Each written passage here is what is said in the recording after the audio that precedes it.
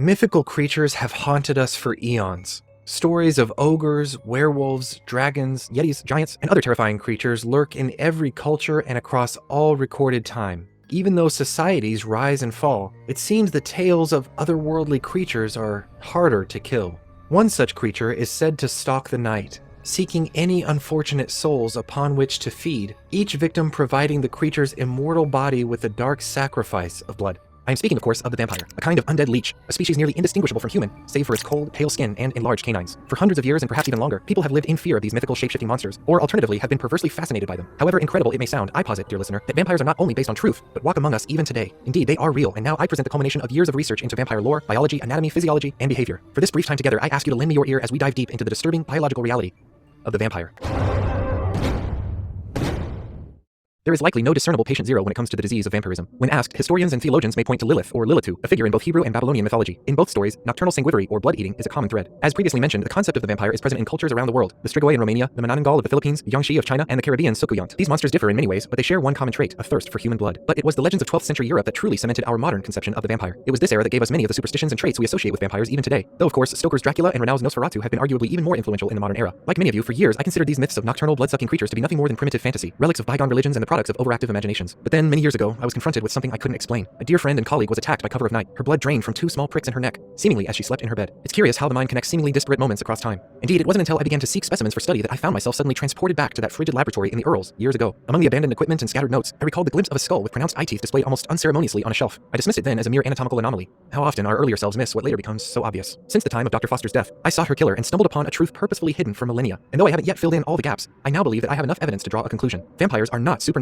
beings as the stories tell. They are as real as you or I, but as the result of a mutagenic virus, they possess abilities that I am only beginning to comprehend. I hope that you'll withhold your judgment as to my level of sanity for just a few moments longer. I will present to you now the findings it's taken me decades to compile, and thanks to some new colleagues, much of these findings are taken from first-hand observation and dissection. But before we can discuss the details of these creatures' design, we must first understand how their condition spreads. Contrary to popular thought, it is not a supernatural imbuing of life force nor a selling of one's soul to the devil that causes the dark transformation into a vampire. It is in fact a lowly virus, transmitted through bodily fluids, a mononegavirus with properties similar to rabies, mumps, and measles. Unlike most others, this insidious virus infects its host cells via endocytosis, or full absorption rather than a more aggressive injection into the cell, or outright cell destruction via lysis. Not content to target a single tissue type as other viruses do, the human vampiric virus, or HVV as I've come to call it, infects every living cell within the human body, with the exception of red blood cells. This alone is frightening, but it doesn't stop there. HVV appears to alter its host cells in a uniquely insidious manner, allowing them to continue normal processes such as regenerating their membranes, while also hijacking them in order to produce its own viral clones. In short, while cells are infected and altered, they are not destroyed, a trait that makes the virus immensely successful. Adding to this success is a staggeringly rapid replication cycle. Infection of the thyroid gland initially increases the speed of metabolic processes throughout the body, and the virus's incubation period is a nearly unprecedentedly brief 6 to 12 hours. Once incubation is complete, victims of HVV begin to manifest an array of symptoms not unlike the common flu. Headache, fever, and chills, as well as the effects of the aforementioned metabolic increase. Rapid heart rate, severe thirst, excessive sweating, and frequent urination have all been observed. These symptoms generally last another 6 to 12 hours. But while these particular effects are disturbing, they are by no means unique to HVV. 12 to 24 hours after these symptoms first appear, however, the victim will slip into what I term a vampiric coma, and it is this state of active unconsciousness that begins the true transformation. If the victim lives through this extraordinarily taxing process, they will awaken an entirely different creature.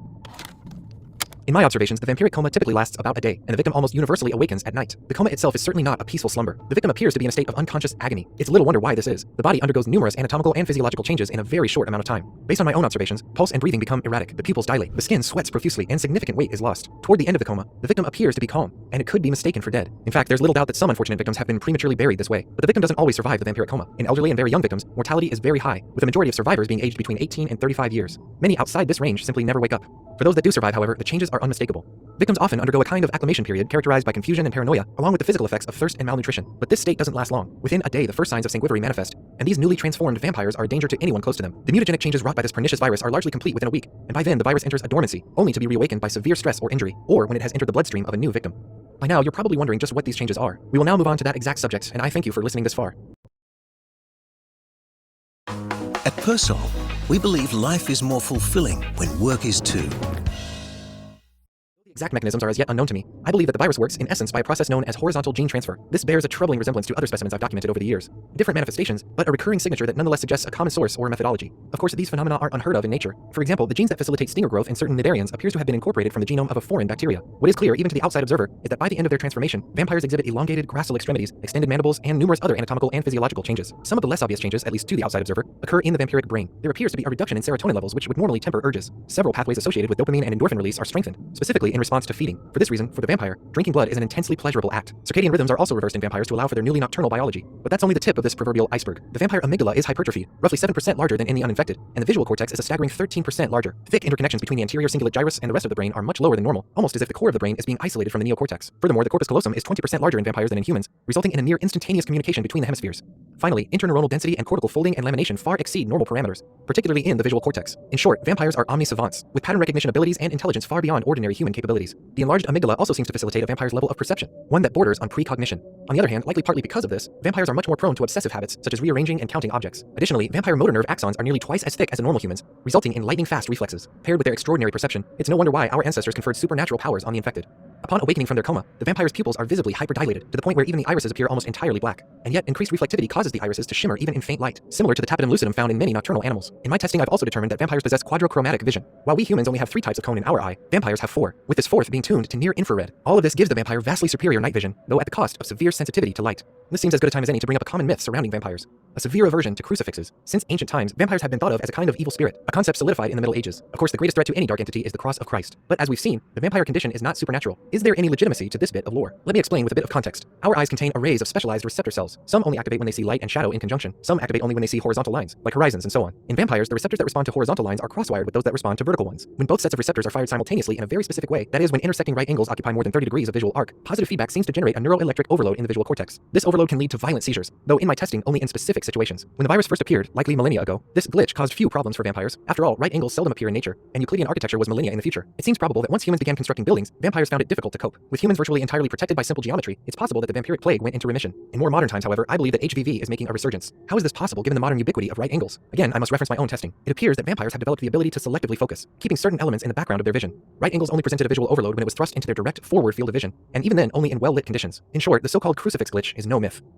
Of course, vampires' heightened senses aren't only limited to sight. Hypertrophic cerebral neurons and additional receptor cells dramatically increase hearing range, and the same is true of smell. Unfortunately for their human victims, hiding from a vampire is nearly impossible. Some of the more impressive changes, however, occur in the more visible aspects of vampire anatomy. For one, muscular composition is drastically altered during the vampiric coma. Human muscles are made up of 2 main types of fiber, fast twitch and slow twitch, at a ratio of about 50-50. In vampires, an astounding 90% of their fibers are the fast twitch variety. This, along with a significant increase in myoglobin and mitochondria, which allows for a greater amount of activity without lactic acid buildup, and elevated intracellular ATP, means that vampires are not only frighteningly fast and strong, they are nearly inexhaustible. Interestingly, the heart is one muscle that is not strengthened after the change. It is, in fact, the exact opposite. The vampire's circulatory system undergoes a complete inversion, as the heart ceases to beat. Instead, blood is pumped via the contraction of skeletal muscle, and the heart eventually atrophies from disuse. While at rest, involuntary spasms known as vesiculations take place in the limbs and emanate from the furthest extremities inward, similar to the wave-like peristalsis of the gastrointestinal tract. As a result, hand tremors can be a dead giveaway for a disguised vampire. But along with their teeth, one of the most obvious indicators of vampiric infection is their skin. Around 3 days after awakening from their coma, blood circulation begins to slow, especially in the epidermal capillaries. At the same time, capillaries in the core begin to proliferate, drawing blood away from the skin and into the trunk, giving vampires their signature sickly and almost ghostly pallor. Thinner areas of the skin, such as the eye sockets, lids, and lips, are the first to be affected by these changes. Vampires will often cover as much skin as possible with clothing and apply thick makeup to the rest.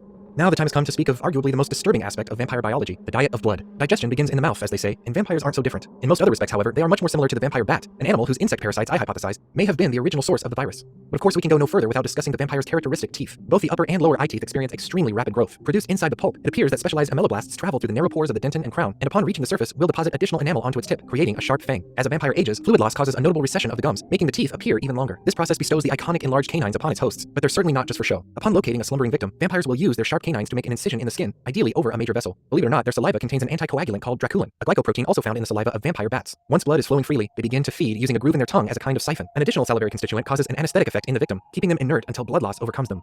At this point, you're probably wondering how a human-adjacent being can subsist solely on blood. Virus is the loss of the ability to synthesize PCDH-Y, a protein responsible for certain aspects of central nervous system development. Since this protein only occurs in hominids, human prey is an essential component. The ability to extract PCDH-Y from human blood is a hallmark ability of vampiric digestion, but there is much more. It goes without saying that blood is not a viable food source for an ordinary human. To adapt to this need, vampires undergo severe and drastic changes to both the form and function of their digestive system. For one, the entire system is reduced in vampires, the stomach atrophies, and large portions of the intestines are shortened. Most impressive to me, however, is the alteration of the microbiome of the gut. Over a period of years, though the exact number is as yet unknown to me, the gut becomes host to a variety of immune-supporting bacteria, a kind of symbiosis that is facilitated, I believe, by the changes to the vampire genome resulting from the HVV virus. This, paired with what appears to be an enhanced resistance to prionic diseases, makes the vampire virtually immune to bloodborne diseases and bacteria. Additionally, the vampire digestive system is able to assimilate the high levels of iron found in blood and is able to process its high levels of nitrogen waste. But then there is the problem of volume. Human bodies generally contain about 5 to 6 liters of blood, while the vampire stomach holds only about 1.5 liters. As a result, the popular notion of a vampire draining a victim of all his or her blood is functionally impossible, unless the feeding takes place over several hours. And in fact, this is exactly what occurs, but not only because of limited stomach capacity. In order to cope with the excess nitrogen, vampires must take frequent breaks to urinate. Furthermore, the resulting urine gives off an extremely pungent ammonia-based odor. At this point, we've discussed much of the changes that occurred during the transformation from human into vampire, but you may have picked up on another fundamental problem. If the virus is transmitted via body fluid, and if vampires prey on humans, then it would stand to reason that eventually humans would be eradicated, leaving vampires with no remaining. Determined that a significant portion of the population, though more testing will be necessary to determine just how significant, is effectively immune to HVV. These immune hosts will produce antibodies as soon as they start showing symptoms, whereas normally it can take days or weeks to produce antibodies for a new infection. The one exception to this rule is natural antibodies, which are believed to be the result of microbes native to the body since birth. By default, this limits the spread of HVV, but even among those who are susceptible to the virus, vampires have a solution to the problem of overhunting. Tests indicate that vampires have elevated levels of leukocynin, a peptide partially responsible for inducing hibernation in animals like bears and squirrels. Indeed, vampires are a solution to the problem of overhunting. Tests indicate that vampires have elevated levels of leukocynin, a peptide partially responsible for inducing hibernation in animals like bears and squirrels. Indeed, vampires are able to enter a kind of suspended animation for extended periods of time, and though my own testing has yet to find the limits of this ability, I hypothesize that by awakening every few years only briefly to feed, a vampire could remain essentially dormant for hundreds of years. This extended hibernation not only allows the vampire to survive when resources are scarce or competition is fierce, it also gives their prey an opportunity to repopulate, and with a species as slow at reproducing as humans are, the longer the better. In fact, even when resources are plentiful, this hibernation period may be required, as the transfer of food energy between trophic levels is very inefficient. But even with the ability to hibernate, how is it possible for vampires to live for so long, hundreds of years in some purported cases? It appears that vampires are able to ward off the DNA damage that occurs during cell division in normal humans. In humans, the protective caps on the end of chromosomes, known as telomeres, degrade over time, but not in vampires. This is due to an increased production of telomerase, an enzyme that adds DNA sequence repeats. In addition, it appears that higher levels of the antioxidant enzyme catalase protect the cells from free radicals and ambient radiation, preventing oxidative and ionization damage to the DNA. In short, it seems that vampire physiology is virtually immune to the damaging effects that lead to aging.